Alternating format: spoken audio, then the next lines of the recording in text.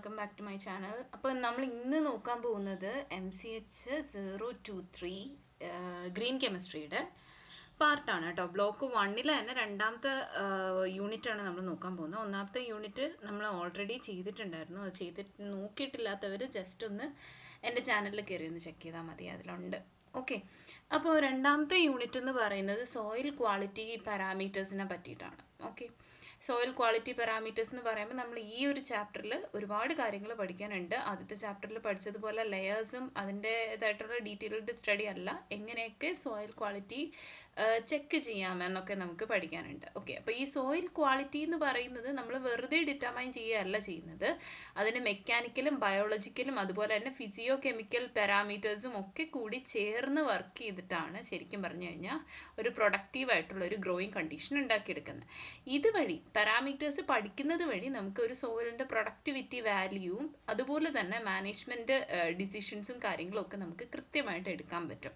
എന്ന് വെച്ച് കഴിഞ്ഞാൽ നമുക്ക് എങ്ങനെയൊക്കെ സോയിലിനെ ഫലഭൂയിഷ്ടമാക്കി ഒരു പ്ലാന്റിനെയൊക്കെ വളർത്തിയെടുക്കാൻ സാധിക്കും എന്ന് നമുക്ക് നോക്കാനായിട്ട് സോയിൽ ക്വാളിറ്റി പാരാമീറ്റേഴ്സ് നന്നായിട്ട് ഹെൽപ്പ് ചെയ്യും. നമുക്ക് രണ്ടാമത്തെ കാര്യത്തിലേക്ക് നടക്കാം. എങ്ങനെയാണ് ഈ ഒരു സോയിൽ ടെക്സ്ചർ നോക്കുന്നതെന്ന് നോക്കാം. ഈ സോയിൽ ടെക്സ്ചർ എന്ന് പറഞ്ഞു കഴിഞ്ഞാൽ നമ്മുടെ ഈ സൈസ് ഉണ്ടല്ലോ, ഈ മണ്ണിൻ്റെയൊക്കെ സൈസ് ഉണ്ടല്ലോ, മണ്ണിൽ ഓരോരോ പാർട്ടിക്കിൾസ് ഉണ്ട്, അതിൻ്റെയൊക്കെ ഒരു റിലേറ്റീവ് സൈസിനെയാണ് ശരിക്കും പറഞ്ഞാൽ സോയിലിൻ്റെ ടെക്സ്ചർ കൊണ്ട് ഉദ്ദേശിക്കുന്നത്. മോസ്റ്റ് പെർമനൻ്റ് ആയിട്ടുള്ള ഒരു ക്യാരക്ടറിസ്റ്റിക് എന്ന് പറയുന്നത്, അതിൻ്റെ ഒരു ഫിസിക്കൽ പ്രോപ്പർട്ടി എന്ന് പറയുന്നതും ഈ ഒരു സൈസാണ്. അതാണ് ശരിക്കും പറഞ്ഞു കഴിഞ്ഞാൽ സർഫസ് ഏരിയ എത്രത്തോളം വേണം ഒരു റിയാക്ഷൻ നടക്കാനായിട്ട്, അല്ലെങ്കിൽ വാട്ടർ ഹോൾഡിംഗ് കപ്പാസിറ്റി എങ്ങനെയാണ്, അല്ലെങ്കിൽ ന്യൂട്രിയൻ സ്റ്റോറേജ് എങ്ങനെയാണ്, അതിൻ്റെ സ്ട്രെങ്ത് എത്രത്തോളം സ്ട്രെങ്ത് ബെയർ ചെയ്യും, ഇതെല്ലാം തന്നെ ഡിറ്റർമൈൻ ചെയ്യുന്നത് ഈ ഒരു സോയിലിൻ്റെ ടെക്സ്ചറാണ്. ഓക്കെ, അപ്പോൾ international society of soil science പറഞ്ഞിട്ടുള്ളത്, അതുപോലെ തന്നെ യുണൈറ്റഡ് സ്റ്റേറ്റ്സ് ഡിപ്പാർട്ട്മെൻറ്റ് ഓഫ് അഗ്രികൾച്ചറും കൂടി കമ്പൈൻ ചെയ്ത് ക്ലാസിഫൈ ചെയ്തിട്ടുള്ള സോയിൽ പാർട്ടിക്കിൾസ് ആണ് ക്ലേ, സിൽറ്റ്, സാൻഡ്, പിന്നെ ഗ്രാവൽ. ഇത്രയും സാധനങ്ങൾ. ഇതിൽ ക്ലേ എന്ന് പറയുന്നത് കളിമണ്ണാണ്, കറക്റ്റ് കളിമണ്ണാണ്. നമ്മുടെ ഈ വെറും കളിമണ്ണല്ല, നല്ല പശ പോലെ നല്ല പൊടിഞ്ഞിരിക്കുന്ന കളിമണ്ണാണ്. സിൽറ്റ് എന്ന് പറയുന്നത് നമ്മുടെ ഈ സാധാരണ ഈ ചതുപ്പ് നിലങ്ങളിലൊക്കെ കാണപ്പെടുന്ന തീരെ പൊടിഞ്ഞിട്ടല്ല, എന്നാൽ ക്ലേ ആയിട്ടുള്ള ഒരു സ്ട്രക്ചറുള്ള സാധനമാണ് സിൽറ്റ് എന്ന് പറയുന്നത്. സാൻഡ് മണലാണ്, ഗ്രാവൽ എന്ന് പറയുമ്പോൾ ചെറിയ ചെറിയ കല്ലുകൾ വരുന്നതാണ്. ഓക്കെ, അപ്പോൾ ഇതിൻ്റെ സൈസിൻ്റെ ഡിഫറൻസ് ഞാൻ ഇവിടെ ഇങ്ങനെ നോട്ട് ചെയ്തിട്ടുണ്ട്. 0.002 താഴെയാണ് ക്ലേ വരുന്നത്. ക്ലേ നല്ല പൊടിഞ്ഞ് വരുന്നതാണ്. സിൽറ്റ് എന്ന് പറയുന്നത് 0.02 0.05 മില്ലിമീറ്ററിനും ഇടയ്ക്ക് വരുന്നതാണ് സിൽറ്റ്. സാൻഡ് ആണെങ്കിൽ 0.05 2 മില്ലിമീറ്ററിനും ഇടയ്ക്ക് വരും. ഗ്രാവൽ അതിനേക്കാളും വലിയ ചെറിയ ചെറിയ പെബിൾസ് വരുന്നതാണ്. ഇനി എങ്ങനെ നമുക്ക് സോയിലിൻ്റെ ടെക്സ്ചർ അനലൈസ് ചെയ്യാം? ഒന്ന് ഫീൽഡ് മെത്തേഡ് കഴിഞ്ഞ ചാപ്റ്ററിൽ നമ്മൾ പഠിച്ചതാണ്. ഫീൽഡ് മെത്തേഡ് എന്ന് പറഞ്ഞു കഴിഞ്ഞാൽ നമ്മുടെ ഈ ഫീൽഡ് വർക്കേഴ്സ് എന്ന് പറയുമ്പോൾ ടോട്ടലി നമ്മുടെ ഈ സാധാരണ കർഷകരൊക്കെ ഉണ്ടല്ലോ, നമ്മൾ കണ്ടിട്ടുണ്ടായിരിക്കും, അവർ മണ്ണെടുത്ത് വെച്ചിട്ട് കയ്യിൽ വെച്ചിട്ടൊന്ന് റബ്ബ് ചെയ്ത് നോക്കും. തമ്പ് വെച്ചിട്ടും 4 ഫിംഗർ വെച്ചിട്ട് അവർ റബ്ബ് ചെയ്ത് നോക്കിയാണ് കണ്ടുപിടിക്കുന്നത്. അപ്പോൾ ഈ റബ്ബ് ചെയ്ത് നോക്കി നമുക്ക് എന്ത് ചെയ്യാം? ഒരു ഗ്രിറ്റി ആണോ അല്ലെങ്കിൽ സ്റ്റിക്കി ആണെന്നുണ്ടെങ്കിൽ ക്ലേ ആണ്, ഗ്രിറ്റി ആണെന്നുണ്ടെങ്കിൽ സാൻഡ് ആണ്, കുറച്ചുകൂടി സ്മൂത്ത് ആണെന്നുണ്ടെങ്കിൽ സിൽറ്റ് ആണ് എന്നൊക്കെ നമുക്ക് കണ്ടുപിടിക്കാൻ പറ്റും. റിബൺ പോലെ ഫോം ചെയ്യാൻ സാധിക്കുമെന്നുണ്ടെങ്കിൽ കൂടുതൽ ക്ലേ കണ്ടന്റ് ഉണ്ട് എന്നാണ് പറയപ്പെടുന്നത്. ഓക്കെ, ഇതാണ് ഫീൽഡ് മെത്തേഡ് എന്ന് പറയുന്നത്. ഇനി സീവ് മെത്തേഡ് ഉണ്ട്. സീവ് മെത്തേഡ് എന്ന് പറയുമ്പോൾ അരിച്ചെടുക്കുക. അതായത് സോയിലിനെ നമ്മൾ സക്സസീവായിട്ട് ചെറിയ ചെറിയ അരിപ്പകളിലൂടെ ഇങ്ങനെ കടത്തിവിടും.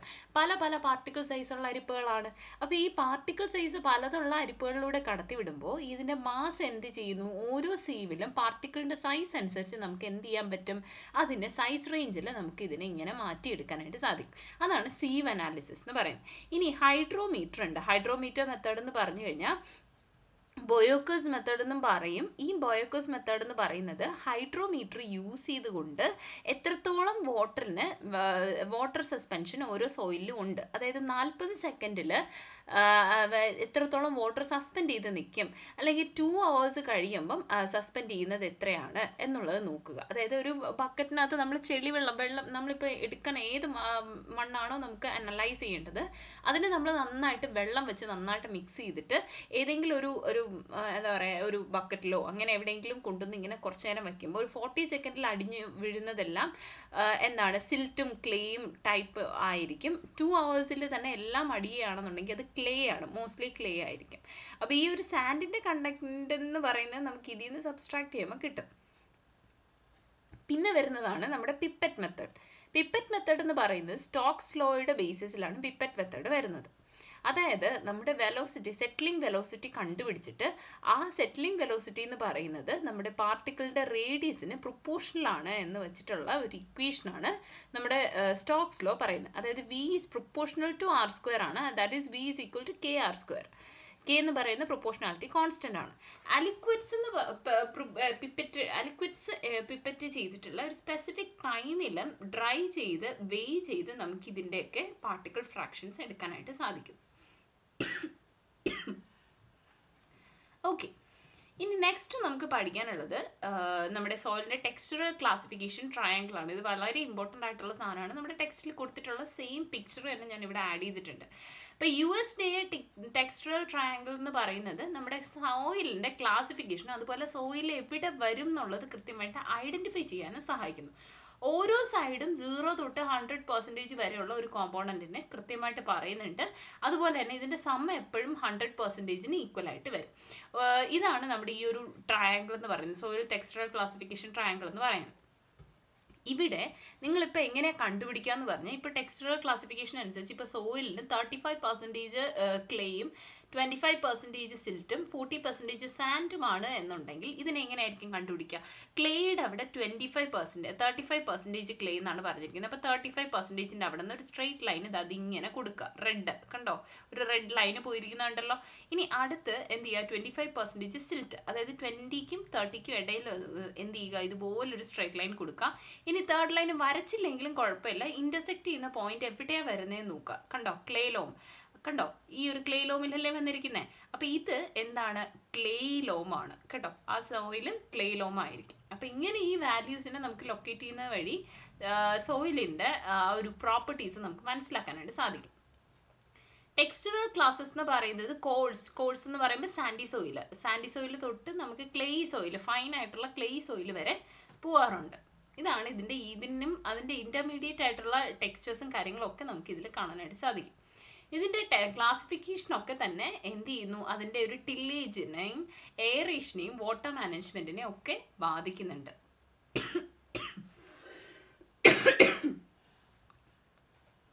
ഓക്കെ, ഇനി ഇന്ത്യൻ സോയിലിൻ്റെ കോമ്പോസിഷൻസ് ആണ് ഞാൻ ഇവിടെ പറയുന്നത്. ഇന്ത്യൻ സോയിലിൻ്റെ കോമ്പോസിഷൻസ് എന്ന് പറയുമ്പോൾ ബ്ലാക്ക് സോയിൽ ആണെന്നുണ്ടെങ്കിൽ മഹാരാഷ്ട്രയിലാണ് ബ്ലാക്ക് സോയിൽ കാണുക. ബ്ലാക്ക് സോയിൽ എന്ന് പറയുന്നത് 10.2% സാൻഡും 13% സിൽറ്റും, ക്ലേ എന്ന് പറയുന്നത് 76.8%ആണ്. നമ്മൾ ഇതിനെ ഓരോന്നിനെയും ഇങ്ങനെ ഇതുപോലെ മാറ്റി എടുക്കുമ്പോൾ നമുക്ക് ഓരോന്നും കിട്ടും. ബ്ലാക്ക് സോയിൽ എന്ന് പറയുന്നത് ഓൾമോസ്റ്റ് ക്ലേ ആയിട്ടുള്ള സോയിലാണ്. അലൂവിയൽ സോയിൽ ആണെന്നുണ്ടെങ്കിൽ നമ്മുടെ വെസ്റ്റ് ബംഗാളിലൊക്കെ ഉള്ള അലൂവിയൽ സോയിൽ ആണെന്നുണ്ടെങ്കിൽ സിൽറ്റി ക്ലേ ആണ്. ലാട്രേറ്റ്, അതായത് കേരളത്തിലെ ലാട്രേറ്റ് സോയിൽ ആണെന്നുണ്ടെങ്കിൽ സാൻഡി ക്ലേ ആണ്. റെഡ് സോയിൽ ആണെന്നുണ്ടെങ്കിൽ മധ്യപ്രദേശിലുള്ളതാണ്, അത് സിൽറ്റി ക്ലേ തന്നെയാണ്. ഫോറസ്റ്റ് സോയിൽ, അതായത് നമ്മുടെ ഉത്തരാഞ്ചലിലൊക്കെയുള്ള ഫോറസ്റ്റ് സോയിൽ ആണെന്നുണ്ടെങ്കിൽ ക്ലേ ലോം ആണ്. റെഡ് സോയിൽ, നമ്മുടെ തമിഴ്നാട്ടിലുള്ള റെഡ് സോയിൽ ആണെന്നുണ്ടെങ്കിൽ വീണ്ടും സാൻഡി ക്ലേ ആണ്. ബ്ലാക്ക് സോയിൽ, രാജസ്ഥാനിലുള്ള ബ്ലാക്ക് സോയിലിൻ്റെ വരുമ്പോൾ സിൽറ്റ് ലോം എന്ന് വരും കേട്ടോ, സിൽറ്റ് ലോം വരും. അലൂവിയൽ സോയിൽ, പഞ്ചാബിലുള്ള അലൂവിയൽ സോയിലാണെങ്കിൽ വെറും ലോം ആണ്. ഡെസേർട്ട്, രാജസ്ഥാനിലെ ഡെസേർട്ട് സോയിലാണെന്നുണ്ടെങ്കിൽ സാൻഡി ലോം വരും. അപ്പോൾ നിങ്ങൾക്ക് തോന്നാം ഇതൊക്കെ എന്താണ് എന്ന് തോന്നാം. ഇതൊക്കെ കഴിഞ്ഞ് നമ്മുടെ യൂണിറ്റ് 1-ൽ കൊടുത്തിരിക്കുന്ന ഓരോരോ സോയിൽ ടൈപ്പാണ്. ഓരോ സോയിൽ ടൈപ്പിനും അനുസരിച്ചും ഓരോ സ്ഥലങ്ങളനുസരിച്ചും ഈ ടെക്സ്ചറൽ ക്ലാസ് മാറും. അതാണ് ഇവിടെ കൊടുത്തിരിക്കുന്നത്. അലുവിയൽ സോയിൻ്റെ വെസ്റ്റ് ബംഗാളിലുള്ള സിൽറ്റി ക്ലേ ആണെന്നുണ്ടെങ്കിൽ അതേ അലുവിയൽ സോയിൻ്റെ പഞ്ചാബിൽ വരുമ്പോൾ അത് ലോമായിട്ട് മാറും. അപ്പോൾ ഇതിൻ്റെ സോയിൽ കോമ്പോസിഷൻ നമുക്ക് മേളിലത്തെ ട്രയാങ്കിൾ വെച്ചിട്ട് തന്നെ നമുക്ക് കണ്ടുപിടിക്കാനായിട്ട് സാധിക്കും. Next come soil structure and aggregation. അതായത് ടെക്സ്ചർ എന്ന് പറയുന്നത് നമ്മുടെ പാർട്ടിക്കിൾ സൈസിനെയാണ് പറയുന്നതെന്നുണ്ടെങ്കിൽ സ്ട്രക്ചർ പറയുന്നത് ആരാണ്, നമ്മുടെ പാർട്ടിക്കിളിൻ്റെ അറേഞ്ച്മെൻ്റ് ആണ് കേട്ടോ. എങ്ങനെ അറേഞ്ച് ചെയ്തിരിക്കുന്നു എന്നുള്ളത് അനുസരിച്ചിരിക്കും. പ്രൈമറി സോയിലിൻ്റെ പാർട്ടിക്കിൾസ് എല്ലാം കൂടി കമ്പൈൻ ചെയ്ത് സെക്കൻഡറി യൂണിറ്റ്സ് ആയിട്ട് മാറുന്നു. അതിനെ നമ്മൾ അഗ്രിഗേറ്റ്സ് അല്ലെങ്കിൽ പെറ്റ്സ് എന്നാണ് പറയുക. ഇനി ഇത് സിംഗിൾ ഗ്രെയിൻഡ് ഉണ്ട്, മാസീവ് ഉണ്ട്, പിന്നെ അഗ്രിഗേറ്റഡ് ഉണ്ട്. സിംഗിൾ ഗ്രെയിൻഡ് എന്ന് പറയുമ്പോൾ ഇൻഡിവിജ്വൽ പാർട്ടിക്കിൾസ് എല്ലാം തന്നെ ഇൻഡിപെൻഡൻ്റ് ആയിട്ട് എന്ത് ചെയ്യും, അവരുടേതായിട്ടുള്ള വർക്ക് ചെയ്യും. അതിലൊരു അറ്റാച്ച്മെൻറ്റ് കാണത്തില്ല. അതിൻ്റെ എക്സാമ്പിളാണ് സാൻഡും സിൽറ്റും ഒക്കെ. കാരണം അവർക്ക് എന്തൊക്കെ സാൻഡിലും സിൽറ്റിലും ഒക്കെയാണ് ഇത് കോമൺ ആയിട്ട് കാണപ്പെടുക. അതായത് അവർക്ക് ഓരോന്നും സാൻഡിനെയൊക്കെ ആണെങ്കിൽ ഓരോരോ പാർട്ടിക്കിൾസ് നമുക്ക് ഇങ്ങനെ എടുത്ത് കാണാൻ പറ്റുന്ന രീതിയിലാണ് ഇതിങ്ങനെ തരിതരിയായിട്ടാണ് ഇരിക്കുക. അപ്പം ഇവരുടെ പ്രത്യേകത എന്ന് പറഞ്ഞാൽ അവർ നല്ല ഡ്രെയിനേജ് തരും, അതുപോലെ തന്നെ ലിമിറ്റഡ് ആയിട്ടുള്ള വാട്ടർ റിട്ടൻഷനുമായിരിക്കും ഈ സിംഗിൾ ഗ്രെയിൻഡ് ആയിട്ടുള്ളവർക്ക് ഉണ്ടാവുക. മാസീവ് ആണെന്നുണ്ടെങ്കിൽ വലിയൊരു സ്ട്രക്ചർ ഫോം ചെയ്യും കേട്ടോ. ലാർജ് ക്ലോഡ് ആയിട്ടായിരിക്കും മാറും, ഇങ്ങനെ വലിയ വലിയ കട്ടകളായിട്ട് മാറും. അതിന് നമ്മൾ പഡിൽഡ് എന്നാണ് പറയുന്നത്. പഡിൽഡ് എന്ന് പറഞ്ഞു കഴിഞ്ഞാൽ അതിന് പുവർ എയറേഷൻ ആയിരിക്കും ഉണ്ടാവുക. അതുമാത്രമല്ല അതിനെ വർക്ക് ചെയ്യിക്കാനായിട്ട് ഭയങ്കര പാടായിരിക്കും, നമുക്ക് അതിനെ എന്തെങ്കിലുമൊക്കെ ഉണ്ടാക്കിയെടുക്കാൻ പാടാണ്. നോർമലി സീ ഹൊറൈസണിൽ കാണപ്പെടുന്നവരാണ് ഇവർ. ഇനി ഇതിനെല്ലാത്തിനും പുറമെ അഗ്രിഗേറ്റഡ് എന്ന് പറഞ്ഞൊരു പോർഷനും കൂടി ഉണ്ട്, പാർട്ടിക്കിൾസ് ഉണ്ട്. അതെന്ന് പറഞ്ഞാൽ പ്രൈമറി പാർട്ടിക്കിൾസ് എന്ത് ചെയ്യുന്നു, ഒരു സ്റ്റേബിൾ യൂണിറ്റ് ആയിട്ട് മാറുന്നു. ഇതൊരു 5 ടൈപ്പ് ഉണ്ട്. ഒന്ന് spheroidal, platy, prismatic, columnar, blocky. ഇങ്ങനെ 5 രീതിയിൽ നമുക്ക് ഇതിനെ ക്ലാസിഫൈ ചെയ്യാനായിട്ട് പറ്റും. ഇതെല്ലാം തന്നെ പ്ലാന്റ് ഗ്രോത്തിന് വളരെ വളരെ ബെസ്റ്റ് ആയിട്ടുള്ള ഒരു ടൈപ്പ് ഓഫ് സോയിൽ സ്ട്രക്ചറും അഗ്രിഗേഷനുമാണ് ഇവിടെ പറഞ്ഞിരിക്കുന്നത്. ഈ ഒരു അഗ്രിഗേറ്റഡ് ആയിട്ടുള്ള സോയിൽ എന്ന് പറയുന്നത് ഏറ്റവും ബെസ്റ്റാണ് പ്ലാന്റ് ഗ്രോത്തിന് വേണ്ടിയിട്ട്. ഓക്കെ, ഇനി സോയിലിൻ്റെ സ്ട്രക്ചർ എങ്ങനെയൊക്കെ മാറുന്നു എന്ന് നോക്കാം. ഇതിൽ ഓരോന്നും ഞാൻ നേരത്തെ പറഞ്ഞു, അഗ്രിഗേറ്റഡിൽ നമ്മൾ 5 എണ്ണം പഠിച്ചു എന്ന് പറഞ്ഞു അല്ലേ. അതിൽ ഓരോന്നായിട്ട് നമുക്ക് എക്സ്പ്ലെയിൻ ചെയ്ത് പഠിക്കും. സ്ഫിറോയിഡൽ അല്ലെങ്കിൽ ഗ്രാനുലാർ എന്ന് പറഞ്ഞു കഴിഞ്ഞാൽ നല്ല റൗണ്ട് ചെയ്ത് 1 തൊട്ട് 10 മില്ലിമീറ്റർ വരെ ഡയമീറ്റർ വരുന്ന രീതിയിൽ നല്ല റൗണ്ട് ചെയ്ത് നിൽക്കുന്നവരാണ് ഗ്രാനുലാർ എന്ന് പറയുന്നത്. അവർ പോറസ് ആവാനും ചാൻസ് ഉണ്ട്. എ ഹൊറൈസണിൽ കോമൺ ആയിട്ട് കാണപ്പെടുന്നു. അവർ റൂട്ട് പെനട്രേഷന് എക്സലൻ്റ് ആയിട്ടുള്ളവരാണ്, അതുപോലെ വാട്ടർ മൂവ്മെൻറ്റിനും വളരെ വളരെ സഹായകരമാണ്. പ്ലേറ്റി എന്ന് പറഞ്ഞു കഴിഞ്ഞാൽ ഹൊറിസോണ്ടലി ലെയേർഡ് ആയിട്ടുള്ളവരാണ്. അവർ നല്ല തിൻ ഫ്ലാറ്റ് ആയിട്ട് അഗ്രിഗേറ്റ് ചെയ്ത് എന്ത് ചെയ്യുന്നു, ഡിപ്പോസിറ്റ് ചെയ്യുന്നു. ക്ലേ സോയിലായിട്ടായിരിക്കും ഡിപ്പോസിറ്റ് ചെയ്യുക. നമ്മുടെ A2 ഹൊറൈസണിലാണ് ഏറ്റവും കൂടുതൽ കാണപ്പെടുക. അവരുടെ വാട്ടർ മൂവ്മെൻറ്റ് നല്ല റെസ്ട്രിക്റ്റഡ് ആണ് കേട്ടോ. ഇനി പ്രിസ്മാറ്റിക് ഉണ്ട്. പ്രിസ്മാറ്റിക് എന്ന് പറഞ്ഞു കഴിഞ്ഞാൽ വേർട്ടിക്കലി ഓറിയൻറ്റഡ് ആയിട്ടുള്ള പില്ലേഴ്സ് ആണ് പ്രിസ്മാറ്റിക് എന്ന് പറയുന്നത്. ഓഫൺ ഒരു 6 സൈഡഡോ 15 സെൻറ്റിമീറ്റർ ഡയമീറ്ററോ ഒക്കെ വരുന്നവരാണ്.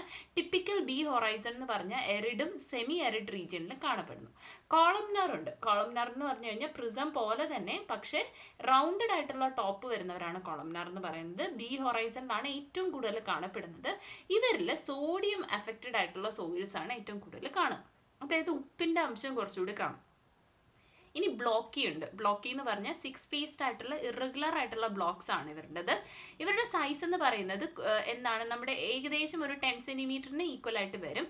കോമൺ ആയിട്ട് ബി ഹൊറൈസണിലാണ് കാണപ്പെടുക. ഓക്കെ, ഇനി നല്ല ബാലൻസിങ് പ്രോപ്പർട്ടീസും ഇവർക്ക് കാണും. ഇനി അടുത്ത് വരുന്ന സോയിൽ എയറേഷനും പോർ സ്പേസിൻ്റെയും കേസാണ്. അതായത് എങ്ങനെയാണ് സോയിലിൻ്റെ ഡെൻസിറ്റി മനസ്സിലാക്കുക. ബൾക്ക് ഡെൻസിറ്റി ആദ്യം അതിന് മനസ്സിലാക്കണം. ബൾക്ക് ഡെൻസിറ്റി എന്ന് പറയുന്നത് സോയിലിൻ്റെ മാസിനെ യൂണിറ്റ് വോള്യത്തിൽ എടുക്കുന്നതാണ് അതിൻ്റെ ബൾക്ക് ഡെൻസിറ്റി എന്ന് പറയുന്നത്. ഇതിൽ പോർ സ്പേസും കൂടി ഇൻക്ലൂഡഡ് ആണ്. നമ്മൾ സോയിൽ എടുക്കുമ്പോൾ അതിൽ പോർ സ്പേസ് ഇൻക്ലൂഡഡ് ആയിട്ടുള്ളതാണ് ബൾക്ക് ഡെൻസിറ്റി. ഈ ബൾക്ക് ഡെൻസിറ്റിയിൽ നിന്നും പാർട്ടിക്കിൾസിൻ്റെ ഡെൻസിറ്റി നമ്മൾ എന്ത് ചെയ്യണം, കണ്ടുപിടിക്കണം. പാർട്ടിക്കിൾസിൻ്റെ ഡെൻസിറ്റി എന്ന് പറഞ്ഞു കഴിഞ്ഞാൽ സോയിൽ പാർട്ടിക്കിൾസിനെ മാത്രം എടുക്കുന്നതാണ് പാർട്ടിക്കിൾ ഡെൻസിറ്റി എന്ന് പറയുന്നത്. ഇനി എങ്ങനെ പോർ സ്പേസ് കാൽക്കുലേറ്റ് ചെയ്യാന്ന് പറഞ്ഞാൽ ഈ ബൾക്ക് ഡെൻസിറ്റിയെ പാർട്ടിക്കിൾ ഡെൻസിറ്റി വെച്ച് ഡിവൈഡ് ചെയ്ത് ഇൻറ്റു 100 ചെയ്ത് കഴിഞ്ഞാൽ നമുക്ക് പെർസെൻറ്റേജ് ടൈപ്പിൽ സോളിഡ്സ് എത്രയുണ്ട് എന്ന് കണ്ടുപിടിക്കാനായിട്ട് സാധിക്കും. ഇപ്പോൾ ബൾക്ക് ഡെൻസിറ്റി, ഇപ്പോൾ ഫോർ എക്സാമ്പിൾ ബൾക്ക് ഡെൻസിറ്റി 1.2 എന്ന് തന്നിട്ടുണ്ട്, പാർട്ടിക്കിൾ ഡെൻസിറ്റി 2.6 എന്ന് തന്നിട്ടുണ്ട്. അപ്പോൾ ഇതിൽ ബൾക്ക് ഡെൻസിറ്റി നമുക്ക് കൃത്യമായിട്ട് കണ്ടുപിടിക്കാൻ 2.6 പെർസെൻറ്റേജ് ഓഫ് പോർ സ്പേസ് കണ്ടുപിടിക്കാനായിട്ട് എന്ത് ചെയ്താൽ മതി, ഈ ബൾക്ക് ഡെൻസിറ്റിയിൽ നിന്നും എന്ത് ചെയ്യുക 1.2 അങ്ങ് മൈനസ് ചെയ്ത്, പാർട്ടിക്കിൾ ഡെൻസിറ്റിയിൽ നിന്നും ബൾക്ക് ഡെൻസിറ്റി നമ്മൾ മൈനസ് ചെയ്യുക. മൈനസ് ചെയ്തിട്ട് പാർട്ടിക്കിൾ ഡെൻസിറ്റി വെച്ച് ഡിവൈഡ് ചെയ്യുക, 100 വെച്ച് ഇൻറ്റു ചെയ്ത് കഴിഞ്ഞാൽ നമുക്ക് പോർ സ്പേസ് കിട്ടും. ക്ലിയർ അല്ലേ? അപ്പോൾ ഇതാണ് സോയിൽ എയറേഷനും പോർ സ്പേസിൻ്റെയും കാൽക്കുലേറ്റ് ചെയ്യാനുള്ള ഇക്വേഷൻ എന്ന് പറയുന്നത്. ഈ ഒരു എക്സാമ്പിൾ ഒന്ന് നോക്കി വയ്ക്കുക. ഇത് ടെക്സ്റ്റുവൽ ക്വസ്റ്റ്യൻ ആണ്. ഇനി സോയിൽ എയറേഷൻ്റെ എഫക്റ്റുകൾ എന്തൊക്കെയാണെന്ന് നോക്കാം. സോയിൽ എയറേഷൻ എന്ന് പറഞ്ഞു കഴിഞ്ഞാൽ അത് നോർമലി നമ്മുടെ പ്ലാന്റിൻ്റെ റെസ്പിറേഷനെ ബാധിക്കുന്ന കാര്യമാണ് സോയിൽ എയറേഷൻ എന്ന് പറയുന്നത്. കാരണം സോയിൽ എയറേഷൻ നല്ലതുപോലെ കിട്ടിയാൽ മാത്രമേ പ്ലാന്റിന് നന്നായിട്ട് ഗ്രോ ചെയ്യാൻ പറ്റൂ. ഓക്സിഡേഷൻ റിഡക്ഷൻ റിയാക്ഷൻസ് ആണ് ശരിക്കും പറഞ്ഞു കഴിഞ്ഞാൽ സോയിൽ എയറേഷനെ തീരുമാനിക്കുന്നത്. എത്രത്തോളം സോയിലിൽ എയറേറ്റഡ് ആകണം വേണ്ട എന്നുള്ളത് തീരുമാനിക്കുന്നത് ഓക്സിഡേഷൻ റിഡക്ഷൻ റിയാക്ഷൻസ് ആണ്. പ്ലാന്റ് റെസ്പിറേഷൻ പ്രോസസ്സ് ഞാനിവിടെ കൊടുത്തിട്ടുണ്ട്. അതായത് ഗ്ലൂക്കോസിന് ഓക്സിജനുമായിട്ട് റിയാക്ട് ചെയ്ത് കാർബൺ ഡൈ ഓക്സൈഡും വാട്ടറുമായിട്ട് മാറുന്നു. ഇതാണല്ലോ നമ്മുടെ നോർമൽ ആയിട്ടുള്ള ഫോട്ടോസിന്തസിസിൽ വരുന്ന ഒരു ഇക്വേഷൻ എന്ന് പറയുന്നത്. ഇതിൽ വെൽ എറേറ്റഡ് ആയിട്ടുള്ള സോയിലും ഉണ്ട്, പുവർലി എറേറ്റഡ് ആയിട്ടുള്ള സോയിലും ഉണ്ട്. വെൽ എറേറ്റഡ് ആയിട്ടുള്ള സോയിലാണെങ്കിൽ ഓക്സൈഡ് ഫോംസ് ആയിരിക്കും ഡോമിനേറ്റ് ചെയ്യുക. അതായത് Fe3+, Mn4+, NO3-, SO4 ഇങ്ങനെയുള്ളവരായിരിക്കും well എറേറ്റഡ് സോയിലിൽ വരും. സോയിലിന്റെ കളർ എന്ന് പറയുന്നത് റെഡോ യെല്ലോയോ റെഡിഷ് ബ്രൗണോ ഒക്കെ ആയിരിക്കും. ഇതൊക്കെ തന്നെ അതിന്റെ ഹെൽത്തി ഓക്സിഡൈസിങ് കണ്ടീഷനെയാണ് കാണിക്കുന്നത്. അതുകൊണ്ടാണ് അത് വെൽ എറേറ്റഡ് എന്ന് പറയുന്നത്. ഇനി പുവർലി എറേറ്റഡ് സോയിൽസ് ഉണ്ട്. അതിൽ Fe2+ ആയിരിക്കും. മറ്റേതിൽ Fe3+ എങ്കിൽ ഇതിൽ Fe2+, Mn2+, NH4+, SO2- ഒക്കെ ആയിരിക്കും. ഇതിന്റെ റെഡ്യൂസ്ഡ് ഫോംസ്, അതായത് നമ്മുടെ റെഡ്യൂസ്ഡ് ഫോംസിലാണ് ഡോമിനേറ്റ് ചെയ്യുന്നതെന്നുണ്ടെങ്കിൽ അത് പുവർലി എറേറ്റഡ് സോയിലാണ്. സോയിലിന്റെ കളർ എന്ന് പറയുന്നത് ഒരു ഗ്രേ കളറോ ബ്ലൂ കളറോ ഒക്കെ ആയിട്ട് മാറും. ഇത് നമ്മൾ സഫോക്കേറ്റ് ചെയ്യുന്ന സമയത്ത് നമ്മളൊരു ബ്ലൂയിഷ് കളറിലോട്ട് മാറും എന്നൊക്കെ പറഞ്ഞ് കേട്ടിട്ടില്ലേ? അതുപോലെ തന്നെ പുവർലി എറേറ്റഡ് സോയിലും അതും സഫോക്കേറ്റ് ചെയ്യുന്ന സമയത്ത് ബ്ലൂ കളർ ആവും.